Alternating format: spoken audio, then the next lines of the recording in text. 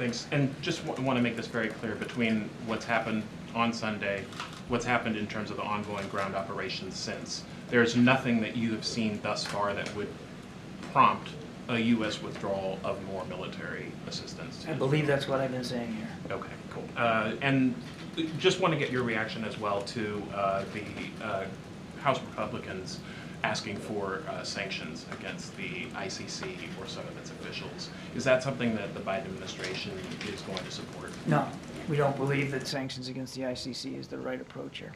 No. Why? I mean, look, we obviously don't believe the ICC has jurisdiction. We certainly don't support these arrest warrants. We've said that before.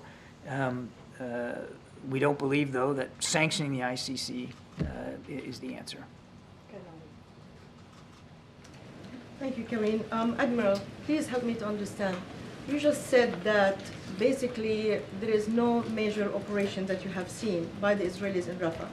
And you insisted that it has to be a viable plan to evacuate all civilians, and that was considered kind of red line, if you don't want to call it a red line. So explain to me how 1 million people who are forced to leave Rafah to no place that's considered a safe zone, with now only 400,000 left, how could it be that different from what you said, that we oppose the plan unless the Israelis give us really a viable way to make sure that these 1.5 million civilians are safe. So 1 million, they're not really safe, because we have seen yesterday, they have been attacked, they're burned to death, with kids have no heads, headless kids, you've seen the pictures. Yes, I have.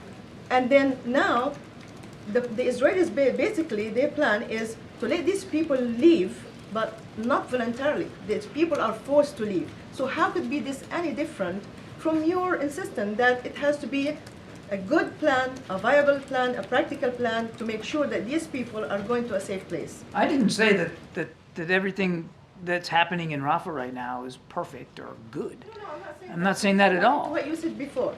You said before that it has to be a viable plan to evacuate 1.5 million people. Now we have 1 million completely in nowhere. Yeah, not all the 1.5 million are out of Rafah, right? There's still hundreds of thousands that are still in Rafah, that are still in danger. And we still have not seen a plan to take care of their safety and security, which is why nothing's changed about our view that we don't want to see a major ground operation in Rafah that puts those people at greater risk.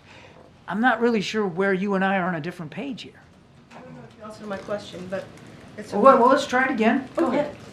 You said that the Israelis have to offer a viable plan to evacuate 1.5 million civilians, correct? You said that many times. We want to see a viable, credible plan for the safety and security. 1.5 million.